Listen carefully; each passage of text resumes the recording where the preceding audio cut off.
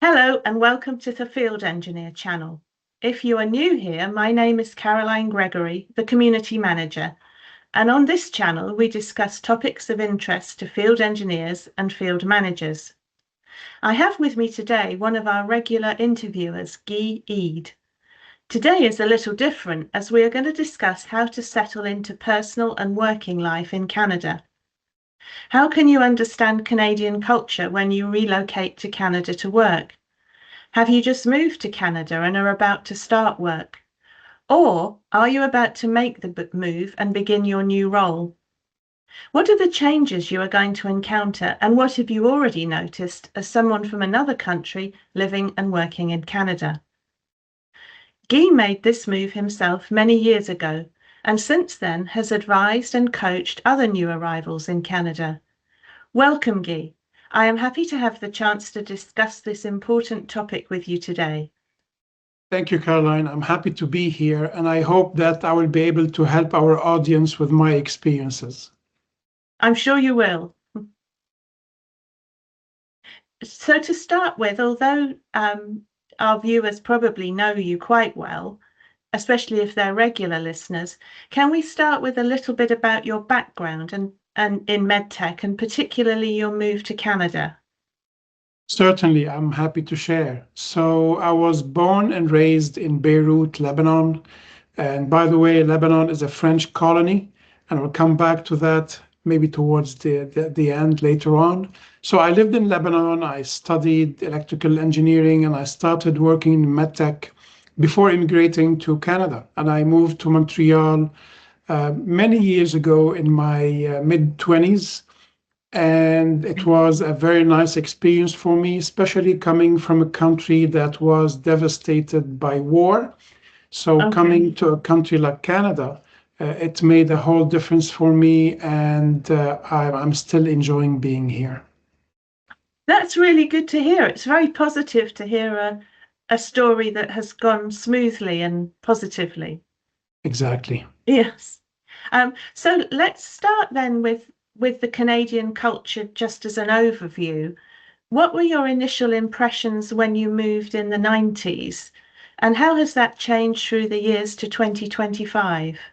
hmm Well, um, first of all, I arrived here around this time of the year, maybe later in November 1990, and it was already in winter kind of weather. Okay. So yeah, it was a shock, but at the same time, I didn't mind. Compared to bombings and living in shelters, I didn't mind the cold, the snow, and everything else.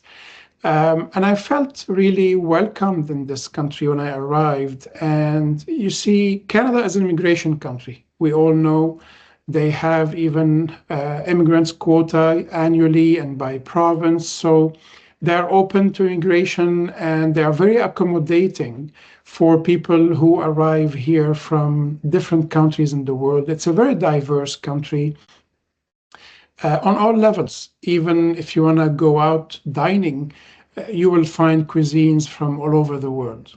So I can say that this country is really kind of made for immigrants. It's welcoming. The weather is something to be mindful of, but also the distances. It's a big country. If I want to give an example, the province of Quebec by itself is 5 times the size of France. Wow. And yes, and as you can imagine, because it extends further north, it's the southern parts that are more populated. And the population of Quebec is around 8 million, if I'm not mistaken, while the population of France may be exceeded 60 million now. So you can imagine a country that is the fifth the size of Canada is so many times more populated. So we have beautiful cities, beautiful nature everywhere, and I can tell people who are considering moving to Canada that they will enjoy living here. That's really very positive. And what's been the biggest change between when you arrived and now, 2025? Oh, in the wow. A culture, lot, do you think? right. A lot has changed, although some things did not. So on the negative side, what did not change or improve is the healthcare system. The pandemic showed us how fragile is our healthcare system, and now it is suffering. There's a lack of professionals like doctors and nurses. What did not change is the weather, the taxation system. We pay a heavy load of income taxes and sales taxes that are different from one province to the other. What changed is that also on a positive note, is that the country is advancing technologically with the world. AI and even IT wise, Montreal especially is a city of high tech, and I can maybe say that there are many companies that are based in Montreal, especially for video gaming. Big names are here in Montreal. There's a hub for small and medium companies that are starting up in that field, and even more in MedTech. Oh, So there's a lot to attract people here, definitely. But again, with the economy now, the city is suffering from lack of roads where you can drive safely, simply because the paving is not that good, and winter is harsh okay. on the pavement also. So little things here and there, but I would say nothing to compare to other countries where they are devastated by wars, and we see Mhm. this now all over the world, unfortunately. Yes, so it's a lot's remained the same then, culturally. Right, right. Culturally, definitely a lot remains the same. One thing is changing maybe in Quebec, and that is the French language and how the government is insisting on it. So throughout the years, we had referendums, two of them. Mhm. Once in the mid 90s, maybe, where Quebec wanted to separate from Canada, and they had a referendum, Mm. and it was close, but it didn't go through for them. And they tried again in the 2000s, and the difference was few percentages between Okay. those who said yes to separating from Canada and those who said no. Okay. So nowadays, and it has been a few years now, that the government is coming up with new laws to be more restrictive on English as a language in schools, and to encourage French more. Now, the benefit Okay. is that people who are arriving would get free courses in French if they don't come from a French speaking country. Hmm. That allows them to learn French and integrate into the society. So that's an aspect that I wanted to mention here for people to be aware of, Yes. that if they can, it would be nice to learn, or at least start learning French before they leave their country, and prepare for arriving in Quebec if they are coming to Quebec. But French is only, let's say, the official language in Quebec, but not other provinces in Canada. So if Okay. people are immigrating to other provinces, French is not required. English is the spoken language anywhere else. Okay. And I guess you need English wherever you are in Canada as well. Definitely. French English would not be is, enough. yes, you Yeah. definitely need English. You cannot survive in the country if you do not speak at least English, but French on top of English. And just a small bracket here, French gives people the edge to advance in their careers, because if a professional person is to hold a national position, Hmm. being bilingual gives them the edge for sure. Okay.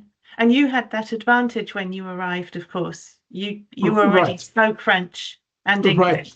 Yes, Yeah. because Lebanon was a French colony for 23 years or so, and French became the second language in the country Even civil laws were established by the French. So in Okay. schools, we studied French, and later on, we studied English. So for me, arriving here was easy for me to integrate. And that's why I recommend anyone who considers moving to Canada to learn English at least, and then Mm, French if they want to live in Quebec.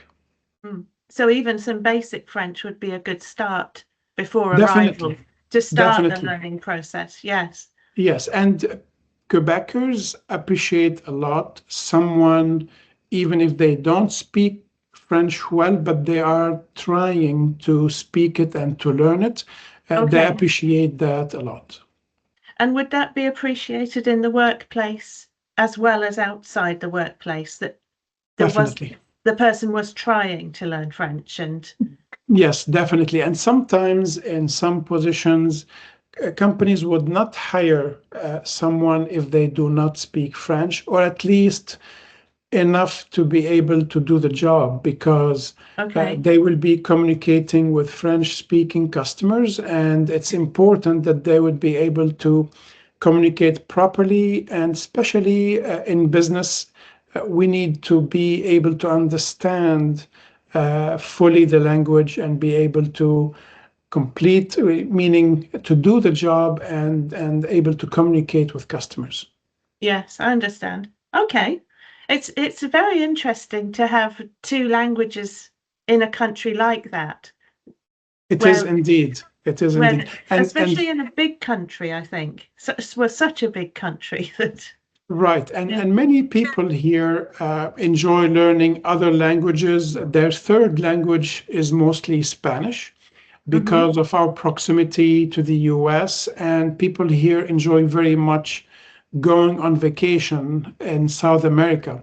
Okay. Um, and because of the communities here also, some people do learn other languages. It's it's it's again going back to what you said at the beginning. I assume that Canada welcomes immigrants, and therefore there's a welcome of being exposed to different languages and an interest Exactly. as well. Yeah. Yeah. Okay. So moving on to culture, more of the culture. Mhm. Let's start with time. How we view time and manage time varies hugely globally, so that things like punctuality, deadlines, and priorities are viewed in very different ways. Guy, what do you think is the Canadian attitude to time, and how should people moving to Canada adapt their style? And I realize Right. your answer will depend where the person has moved from, but if you could give an overview. Right, right. And my answer will be coming from my experiences, especially that I worked in other countries like in Africa and the Middle East. And I can tell you that time here is very important. Um, it is really related to commitment and keeping your word.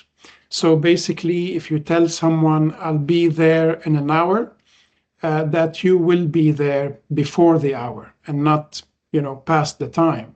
While in other places, people can tell you, yeah, I'll be there in 10 minutes, but that means an hour. Yes. So, yeah, and unfortunately, and I experienced that. And I personally, I'm a very punctual person. I didn't appreciate it.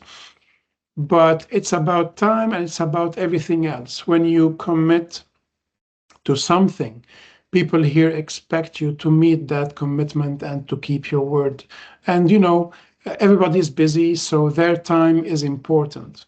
Now, on the reverse side, as I mentioned earlier with the healthcare system, if you have a doctor's appointment, forget about time. The doctors are busy, they are Okay. overwhelmed, and you might arrive on time or a few minutes earlier. Don't expect to go in and see the doctor on time. Sometimes you wait 15 minutes, half an hour, depending on the backlog at the clinic. But in business, other outside of that, for those who are coming to live and work here, time is very important. Okay. And that's the same for deadlines, is it? That if you know you're not going to achieve a deadline, do you need to predict that in advance and warn people about it and so on? Yes, Yes. although not everybody does it. but Right. it is expected and it is appreciated that, like, for example, as a field engineer in my days, when I used to commit to be at a customer site at a hospital, let's say, at a certain time, I Mm-hmm. made sure that I arrived before the time. And I was so punctual that people at the hospital, my customers used to bet if I'm going to be there like 2 minutes in advance or 10 minutes in advance. Okay. And I used to call them like if I can predict that I'm stuck in traffic, that I will not make it on time, Mm-hmm. even if I will be 5 or 10 minutes late, which is nothing, I would call them because when someone is expecting you at a certain time and they don't see you at that time, they don't know if you will be late 5 minutes or a whole hour. So Mm-hmm. it's important to keep people informed. And about deadlines, whether it is a project or a deliverable, uh, we have to keep people involved, our stakeholders informed if we have a delay, let's say, delivering something that they are expecting. Certainly, it's very important in business. Okay, okay. Oh, you've talked about time and attitude to time, and we've touched on language, the Mhm. English language and the French language, both spoken in Canada. What about hierarchy and how you show respect? Because both of those are linked to language and to attitude to time to some extent. What did you see when you arrived in Canada, and what has been your experience since then? I can say that the culture here is that, um, as I mentioned earlier, you need to keep your word and deliver as committed. Now, not forgetting that in this country there's diversity, and Mm, sometimes people coming from different areas of the world, they would continue with the way they are used to work, and this is where issues happen. okay. uh, it's very important to integrate in the mentality and the culture here and follow it. And I've seen managers who come from different parts of the world and they try to implement things their way. And I can tell you they might succeed, but only for a while, because the expectation is different. Okay. So you mean that within the workplace, there's not so, for a lot of people, it depends where they've moved from. There's not so much hierarchy. Well, as a Um, hierarchy, I was sorry, I was going to that. yeah. Uh, the thing is, again, back to culture. Mhm. When a manager comes from a country where hierarchy is uh, implemented in day to day and in business, they try to impose it here. In most parts of the country, hierarchy is not really imposed. People are very friendly. You could be at a company meeting, let's say for a few days, and you'll be sitting at the same table as the CEO for breakfast or lunch, Okay. and you would converse with that person like anyone else. Hmm. Uh, Even if you are in a meeting, they don't try to impose necessarily. And this goes back to the leadership qualifications of managers and colleagues. So, as a country, hierarchy is not imposed, but as diversity and cultures can affect that aspect, you can see it with a few people, that's for sure. But Okay. even though, I mean, it's across the country, in some cultures, in Quebec, maybe you would see it more than other provinces. Hmm. And again, that's culturally because Quebec is the French province, and culturally, the French uh, behave differently and think differently about hierarchy. So, Hmm. as much as superiority is very friendly here, but in some instances in Quebec, it is not, and people remind you that they are, above you, they are your superior, and they can be imposing. Okay, so it really geography really is an important factor in this because of the different languages. Uh, Geography right, within Canada, I mean, not outside of Canada. right. And simply because the culture is different in different parts of the country. hmm hmm But in general, if somebody has come to Canada to work, will other people within the company, particularly if they're senior, is it all right for people to give their ideas, give their opinions? I would say that's expected. If you are Okay. sitting at the table in a meeting with colleagues, with other managers, you are at the table not only to listen, but to express your experiences, to express what you see in business, to share so that the decisions that are made at the table make sense for the business and help the business advance, basically.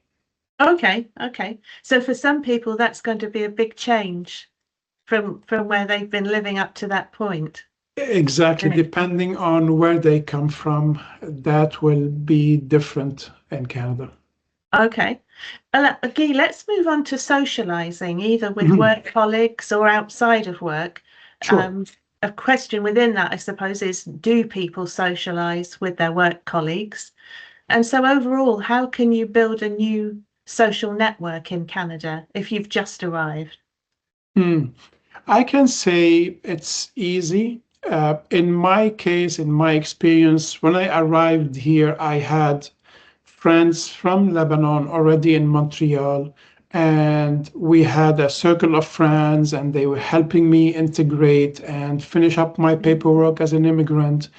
Outside of that, uh, once you are in a circle of a career, a work where you are working with other people, as I mentioned earlier, since this is an immigration country, you Mm-hmm. will be working with people from all walks of life, some from different areas of the world, and socializing is rather easy. You can build a kind of a circle within work and slowly expand on that. Okay. Uh, and especially where you live, also where you decide to live. Mm-hmm. You might live in a neighborhood where you have people from the same region where you come from, and that makes it easier. And slowly you can expand. So I would say that socializing can be made easy in the country from different sources. Okay. So that again, another positive. Definitely, yes, Yeah. because it is an immigration country, it makes this aspect straightforward. Um, I suppose this is a bit to do with socializing. What about work-life balance? What differences are people going to see? Again, it will depend where they've Mm. come from, but Exactly. And I can give the example where I came from because I went back for a couple of years to live in Lebanon, and work days were expected to be from 8 in the morning till 6 in the evening, which is uh, 10 hours days hmm with some breaks. While here, depending on the province, there is a set number of hours. Like in Quebec, it's 37 and a half. In other provinces, it could be 40 hours a week. Okay. So, although it is defined, it's not like you arrive on time and you leave on time. Sometimes you have to stay longer because there is a pressing project that you need to finish. Sometimes you take work home, depending on if you are an office person or you are doing kind of hybrid work where you work from home and hmm from the office. But basically, um, don't expect to come in on time and leave on time. And sometimes it is expected that you work the extra time. Okay. So, work life balance, I would say, is kind of all over the place, depending if you work in the public system, where you hmm can keep your schedule, arrive on time, and leave on time. And depending on if you're working in the private sector, then it's more flexible, I would say. Okay. Okay. So it depends on the workplace, and it's important for someone new to understand what are the policies of the workplace that they will join. Okay. So I suppose with everything, it's when you're newly arrived, you need to be a very good observer and watch Uh, what people are doing right. and think And about ask. it. Yes. And ask, And ask. definitely ask. Mm, Yes, definitely, Um, because as a new person in the country, you have your own experiences, but you don't know what to expect. It's better to ask. yes. Yeah, than to make the mistake, I guess. We have touched on it, Guy, but I think for most people moving to Canada, the winter is going to be Mhm. cold compared with what they're used to. So what are your advice for people adapting to the winter in Canada, not just in terms of the practicalities, but Mhm. how to cope with what becomes a very inside life? Um, Right. mm, I mean, starting with the arrival, uh, I would suggest or highly recommend that the person immigrating to Canada aims to arrive outside of winter, because that okay. would be a shock. Yes. Unless they are immigrating from Alaska, that's a different story. But better arrive, let's say, the time frame of May to August, September, maybe October. That would be the best time, because arriving in the middle of winter would take you by surprise, because you need to have the proper gear, like the proper boots, not any Mhm. boots. You have to have proper boots, proper coats. What I would recommend also is multi-layering, because as much as it can be cold outside, it can be like minus 20 Celsius sometimes, or Mhm. even below. It could be very slippery, so you need good boots. Indoors, it can be very warm. You can Okay. warm up your home as much as you want, up to 25, 30 degrees if you want.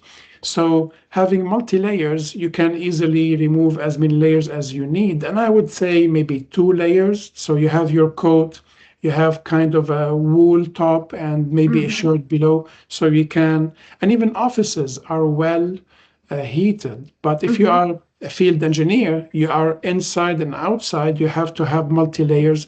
I've seen people wear short sleeves in winter with a Okay. very heavy coat. Yeah, so they Because would inside is warm, and if you're exactly. especially, I suppose, if you're a field engineer and you're physically working, you will get warm inside. Yes, Yes. and it can be very warm in hospitals, so it's important to keep that in mind. Okay, thank you.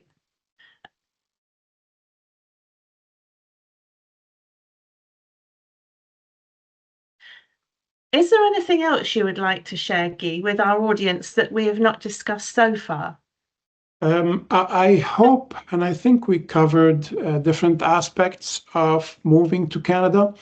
My only recommendation and advice would be call a friend. If you are coming to the country and you already have friends, perfect, communicate with them in advance, and I'm sure they will help you integrate in the country. If not, the field engineer community is here to help. Find someone who is in the country. I'm glad to help if I can, and reach Okay. out to a fellow member of the field engineer community for guidance, very simply. That's very good advice, Guy, because personal advice is always so much better than anything you can find online or in a book, isn't it? Because it can be tailored to you as an individual. Agreed. And if I were to move to anywhere else, I would do that too. I would try to reach out to someone moving to another company. I would try to reach out to someone I know in that company. So even more importantly, if I'm moving to another country, I would reach out to someone I know in that country or have been in that country. Yes, yes. And if you have more than one person you can speak to, you get a combination of views, don't you? And then can make up your own mind. Exactly. And networks are important everywhere, whether they are personal for socializing or business for career. It's important to have a good network. Yes, thank you. Guy, thank you very much for sharing your views and your experience with us today. It's been a pleasure. I hope it has been good for you being on the other side of the table this time. And thanks again to all our viewers and listeners for your interest in our discussion. What did you think of what we spoke about today? Do you live and work in Canada? Have you moved there recently? What inspired you to move? See you next time, and don't forget to hit the subscribe button.